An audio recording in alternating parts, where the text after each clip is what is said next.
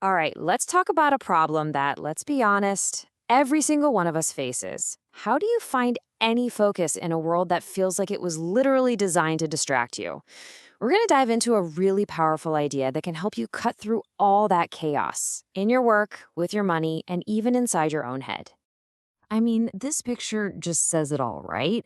You're trying so hard to hear that one important voice, but you're just surrounded by the roar of notifications, breaking news, and a to do list that never seems to end. It's just exhausting. And it makes feeling like you're actually making progress seem almost impossible. But what if there was a framework to filter it all out? Okay, so let's get into the solution here. The whole idea, the core of it, really just comes down to two simple words: signal and noise. And just understanding the difference between these two is the very first step to getting back in the driver's seat. So, the fancy term for this is the signal to noise ratio, or SNR for short. Think of it this way: the signal is the good stuff, the meaningful stuff, the key data in a report, your friend's voice in a packed restaurant, the actual melody in a song. The noise? Well, that's everything else. It's the fluff, the background chatter, the static. And this, right here, this is basically our daily lives in a nutshell. When you have a high SNR, that signal is powerful. It's way stronger than the noise, and everything just feels crystal clear. You're in the zone. But in a low SNR situation, oh man, the noise is just drowning everything out. You have to strain just to figure out what's important, and you end up making mistakes. So, you want to see just how powerful this idea can be in the real world? We don't have to look any further than one of the most famous business turnarounds in history. Let's take a look at how Steve Jobs used this exact principle to save Apple. You know, Jobs was so good at this, such a master of this philosophy, that a lot of people just assume he came up with the whole idea. So, did he? Nope. And the real story is actually way cooler. The term actually comes from radio engineering. It first showed up in print way back in 1923. It was later given a mathematical backbone by the absolute legend, Claude Shannon, who's known as the father of information theory. So while Jobs didn't invent the term, he might just be its most famous and successful student. And this is what it looked like in practice. When Jobs came back to Apple in '97, the company was just drowning in noise. There were dozens of confusing products, competing models. It was a mess. He came in and just ruthlessly cut almost everything, pruning that massive product line down to just four core products. He got rid of the noise so he could blast the signal. And yeah, it saved the company. And really, this quote from him just nails it. This wasn't about adding more things. It was about the power of subtraction. He knew that real focus, that comes from aggressively eliminating the things that don't matter. That right there is the heart and soul of increasing your signal to noise ratio. Okay, so that's a huge company like Apple. What does this have to do with us in our everyday lives?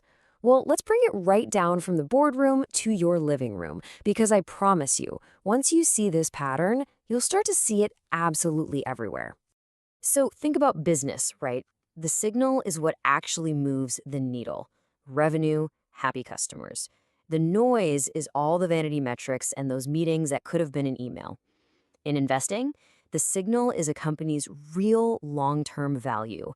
The noise is the 24/7 panic on the stock market channels. And social media, the signal is a real update from a close friend. The noise is, well, pretty much everything else.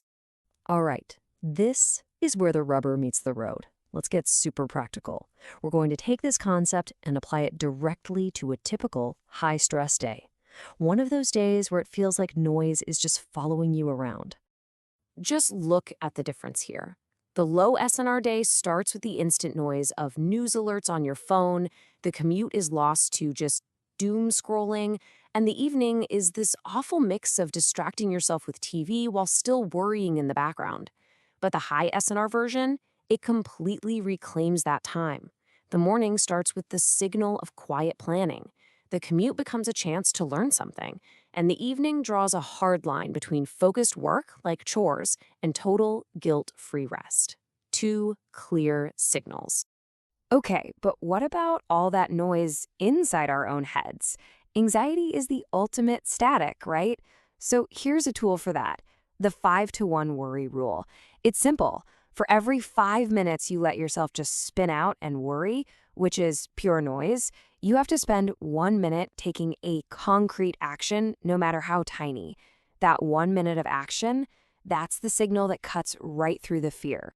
All right, so let's build a practical toolkit. How can we start putting this into practice like today? We're going to focus on two of the biggest sources of noise for most of us: household chaos and money stress. First up, time and chores. Instead of housework being this constant, low-level buzz of noise in the back of your mind, you batch it. You create one high-signal power hour. Set a timer for 60 minutes. You start with a kitchen reset, move to the floors, prep everything for the next day, and then finish by clearing every flat surface. This system literally eliminates the visual noise of clutter, which lets your brain actually quiet down and rest. Next up, money. We all know the noise here, right? It's that feeling of, where did it all go? A signal-based budget is the fix. Step 1, you identify the signal, your non-negotiables, like housing and groceries. Step 2, you do a leak audit to find all the noise. And step 3, you redirect the money from that noise into what we'll call a signal buffer, your savings or emergency fund. So what kind of stuff does this leak audit actually catch? Well, this is the financial noise. It's the convenience tax, you know what I'm talking about, that overpriced coffee or lunch just because you were tired. It's those subscriptions you totally forgot you were even paying for. And it's that sneaky anxiety spending, those little purchases you make to try and feel a bit better on a bad day. Just seeing this noise is the first step to silencing. Look, at the end of the day, this is about so much more than just being tidy or productive. This is about agency. It's about taking back control. Every single time you consciously choose signal over noise, you are turning down the volume on all that external stress and turning up the volume on your own power to build the life you actually want. So I want to leave you with a challenge. Think about it. It could be an unused subscription you cancel, a pointless meeting you decline, or even just a single notification you turn off on your phone. What is one piece of noise you can cut out starting right now to make the signal of what truly matters to you just a little bit clearer?